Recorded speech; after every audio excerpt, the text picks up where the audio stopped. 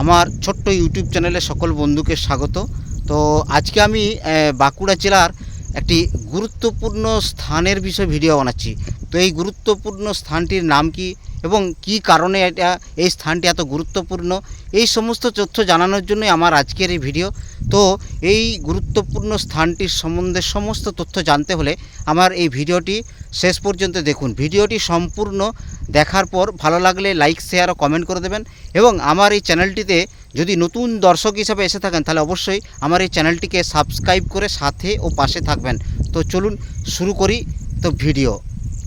কোনো শহরের দুই পাশ দিয়ে দুটি নদী বয়ে গিয়েছে এমন শহর ভারতবর্ষে খুব কমই আছে। তো তার মধ্যে অন্যতম হলো আমাদের এই বাঁকুড়া শহর।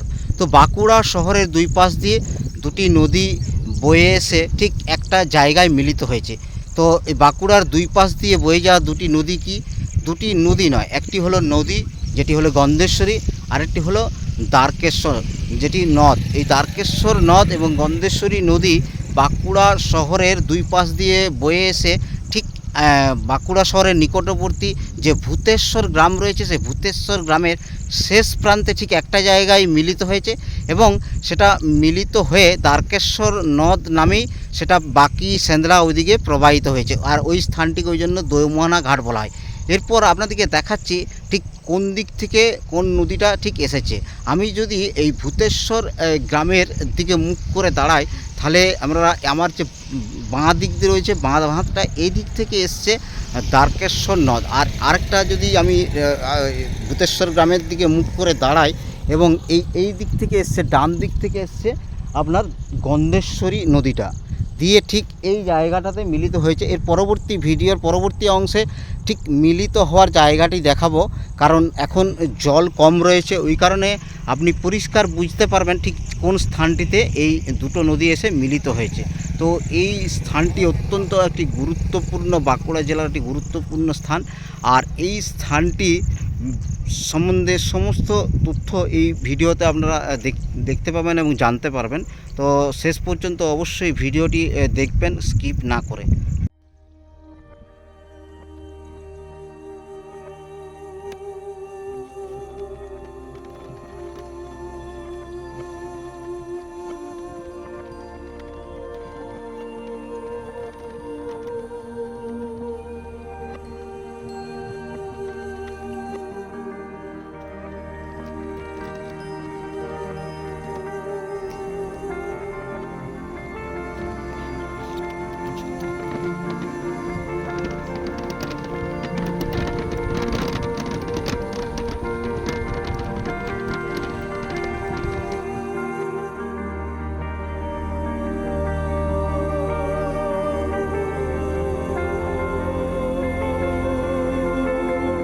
আমরা সকলেই জানি যে বাঁকুড়া মূলত একটি রুক্ষ ও খরাপ্রবণ জেলা।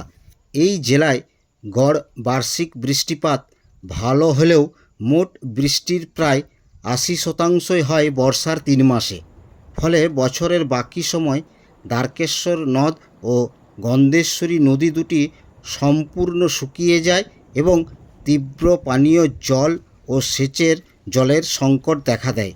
অথচ বর্ষাকালে কিংবা নিম্নচাপের ফলে অতিবৃষ্টির কারণে এই দুটি নদীর উপচে পড়া জলে বাঁকুড়া শহর ও তার বিস্তীর্ণ এলাকা প্লাবিত হয়। শুধুমাত্র বাঁকুড়া শহর নয়, অতিবৃষ্টির জল নিচের দিকে বয়ে গিয়ে সেখানে বন্যা পরিস্থিতির সৃষ্টি করে। এখন আপনাদেরকে দেখাবো যে স্থানটিতে এই গন্ধেশ্বরী নদীর জলটি এসে দ্বারকেশ্বর নদের কাছে মিশছে। এই দেখুন, এই ধার থেকে গন্ধেশ্বরী নদী এসে ঠিক এই দিকে গিয়ে ঠিক এই স্থানটিতে মিলিত হচ্ছে। বর্তমানে জল কম রয়েছে আর উক্ত কারণে এখানে এই স্থানটিতে এখন বর্তমানে গন্ধেশ্বরী নদীর জলটি এসে মিশছে, ঠিক ওই বাকি সেন্দ্রার দিক থেকে এসে ঠিক এই স্থানটিতে মিলিত হচ্ছে। স্বাধীনতার পর বাঁকুড়ার উপকণ্ঠে দামোদর উপত্যকা নিগম এবং কংসাবতী প্রকল্পের মতো মেগা প্রকল্প গড়ে উঠলেও বাঁকুড়া সদর ও ছাতনা ব্লকের বিস্তীর্ণ খরাপ্রবণ এলাকাকে সেচের আওতায় আনতে এই দুটি নদীর জলকে বেঁধে রাখার প্রয়োজনীয়তা দীর্ঘকাল ধরে অনুভূত হচ্ছিল। এই অনুভূতি থেকেই কেন্দ্রীয় জল কমিশন 3টি পরিকাঠামো নির্মাণের কথা বলেছিল। এই 3টি পরিকাঠামোর অন্যতম হল বাঁকুড়া শহরের নিকটবর্তী প্রতাপপুর বাকি গ্রামের কাছে একটি মূল জলাধার নির্মাণ। 2078 সালে বামফ্রন্ট সরকারের আমলে এই প্রকল্পের নকশায় কিছু সংশোধন এনে পশ্চিমবঙ্গ বিধানসভায় এটি পাস করানো হয় এবং রাজ্য বাজেটে এর জন্য আংশিক অর্থ বরাদ্দ করা হয়। 2004 সালে পশ্চিমবঙ্গ সরকারের পক্ষ থেকে এই প্রকল্পের একটি প্রাথমিক বিবরণী কেন্দ্রীয় জল কমিশনে পাঠানো হয়। 2004 সালের মার্চ মাসে কেন্দ্র এই প্রকল্পের ডিটেলড প্রজেক্ট রিপোর্ট তৈরির জন্য নীতিগত সম্মতি দেয়। এই দেখুন, আমি এখন দাঁড়িয়ে রয়েছি ঠিক গন্ধেশ্বরী নদীটা যেখানে বয়ে এসে ঠিক এই জায়গাটাতে মিলিত হয়েছে, ঠিক গন্ধেশ্বরী নদীর পাড়ে আমি দাঁড়িয়ে রয়েছি। এখন জল কম রয়েছে, ওই যে দেখতে পাচ্ছেন ওইখানে একটু আপনাদেরকে জুম করে দেখায়, ওই যে ওইখানটাতে আপনার জল বয়ে চলেছে, সামান্য জল। গন্ধেশ্বরী নদীতে জল কম রয়েছে, ঠিক এই দিক দিয়ে বয়ে এসে ওইখানে গিয়ে মিলিত হয়েছে দ্বারকেশ্বর নদের সাথে। তো এই গন্ধেশ্বরী নদীটা দেখালাম, এরপরে আপনাদেরকে দেখাবো দ্বারকেশ্বর যে নদটা যেদিক দিয়ে এসছে সেই জায়গাটা দেখাবো আপনাদের। এখন দাঁড়িয়ে রয়েছি ঠিক দ্বারকেশ্বর নদের পাড়ে, ঠিক ওধার দিকে ওইধারে আপনাদেরকে গন্ধেশ্বরী নদীর পাড়ে দেখালাম। আমি অনেকটা নদীর পাড়ে পাড়ে এসে ঠিক দ্বারকেশ্বর যে নদটি যেদিক থেকে বয়ে এসছে, এই দেখুন এদিক থেকে বয়ে এসছে, ঠিক সেইখানে এসছি। তো দ্বারকেশ্বর নদীটা এখন জল কিন্তু বেশ মোটামুটি ভালোই বইছে। এই কদিনের বৃষ্টিতে এই দ্বারকেশ্বর নদীতে প্রচুর জল আসছে। তো সেই দ্বারকেশ্বর নদটা দেখাবার জন্যই আপনাদেরকে এইখানটায় আমি এলাম। এই দেখুন এই দ্বারকেশ্বর নদটা এই ধার থেকে এসছে, এই ধার দিকে এইভাবে এটা বয়ে গিয়ে ওইখানে যেখানে আমি এর আগে গিয়েছিলাম ঠিক ওই জায়গাটাতে ঠিক গন্ধেশ্বরী নদীটা ঠিক দ্বারকেশ্বর নদের সাথে এই নদটার সাথে মিলিত হয়েছে। তো এই জায়গাটা ওই দ্বারকেশ্বর নদটা দেখাবার জন্য বিশেষ করে এলাম, তার জন্য এই জায়গাটা আপনাদেরকে এলাম। দেখুন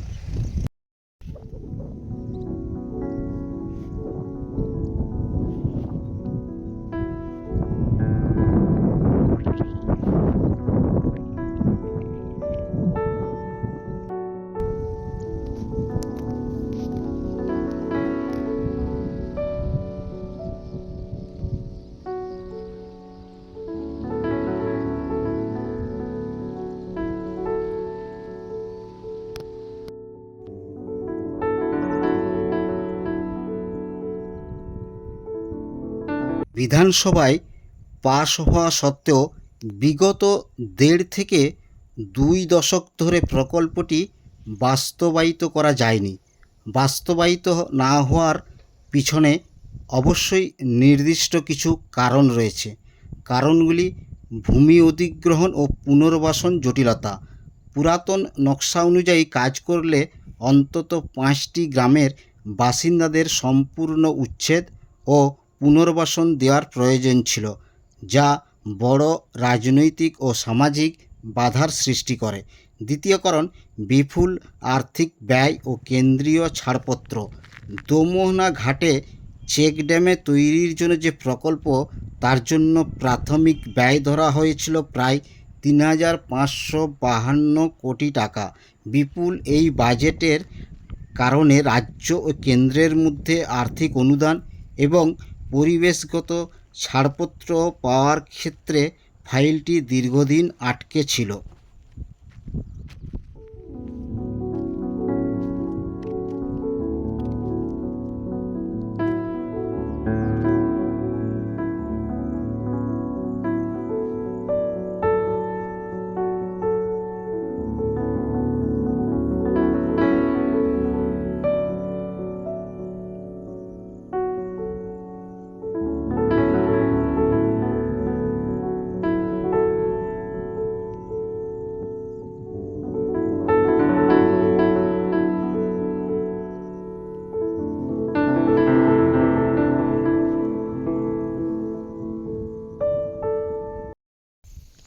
দেখুন এই দিক থেকে এই যে দ্বারকেশ্বর নদ এইদিকে এইভাবে বয়ে গিয়ে ঠিক ওই জায়গাটাতে এইখানে ঠিক মিলিত হয়েছে।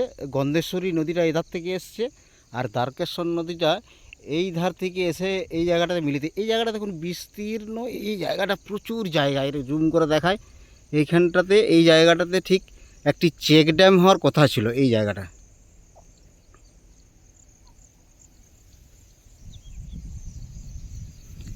2015 সালের সেপ্টেম্বর মাসে প্রায় 3,552 কোটি টাকা আনুমানিক ব্যয়ের দ্বারকেশ্বর গন্ধেশ্বরী জলাধার প্রকল্পটির ডিপিআর জমা দেওয়া হয়।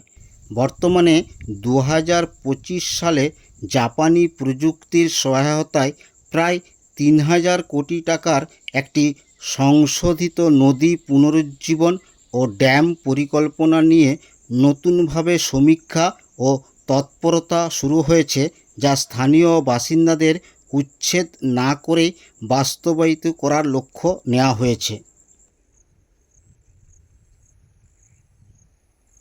বাঁকুড়া শহর এবং শহর সংলগ্ন যে গ্রামগুলো রয়েছে সেই গ্রামগুলোর বাসিন্দাদের পানীয় জলের সংকট এবং চাষাবাদের জন্য সেচের জলের যে প্রয়োজন সেটা অনেকাংশেই মেটানো সম্ভব হবে যদি দ্বারকেশ্বর গন্ধেশ্বরী জলাধার প্রকল্পটি বাস্তবায়িত হয়। পশ্চিমবঙ্গে নবগঠিত সরকার এই বিষয়ে সদর্থক ভূমিকা গ্রহণ করবে এই আশা রেখে আমার এই ভিডিওটি এখানেই শেষ করছি। ভিডিওটি সম্পূর্ণ দেখার পর ভালো লাগলে লাইক, শেয়ার ও কমেন্ট করে দেবেন। আর আমার চ্যানেলটিতে যদি নতুন দর্শক হিসাবে এসে থাকেন তাহলে অবশ্যই আমার এই চ্যানেলটিকে সাবস্ক্রাইব করে সাথে ও পাশে থাকবেন। শুভরাত্রি।